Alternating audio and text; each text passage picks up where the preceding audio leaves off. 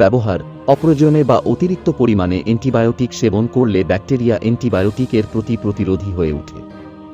2. অসম্পূর্ণ চিকিৎসা, নির্ধারিত ডোজ শেষ না করে চিকিৎসা বন্ধ করা হলে ব্যাকটেরিয়া পুরোপুরি ধ্বংস না হয়ে প্রতিরোধী হয়ে উঠতে পারে। 3. ভুল ব্যবহার, ডাক্তারের পরামর্শ ছাড়া অ্যান্টিবায়োটিক সেবন করা বা ভুল ডোজ গ্রহণ করা।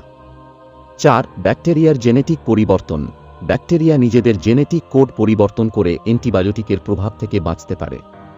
5. স্বল্প ডোজ, দরকারের তুলনায় স্বল্প ডোজের অ্যান্টিবায়োটিক দেয়া হলে। 6. ভাইরাসজনিত কোনো অসুখে, অর্থাৎ যেসব ক্ষেত্রে একটি নির্দিষ্ট সময় পরে এমনি সেরে যেত, সেখানে বিশেষ করে শিশুদের অ্যান্টিবায়োটিক দিলে। অ্যান্টিবায়োটিক ওষুধের অতি ব্যবহারের কারণে প্রতিরোধী হয়ে উঠছে জীবাণু, তৈরি হচ্ছে সুপারবাগ। অ্যান্টিবায়োটিক রেজিস্ট্যান্সের কারণে অনেক ওষুধে আর কাজ হচ্ছে না, ফলে প্রাণঘাতী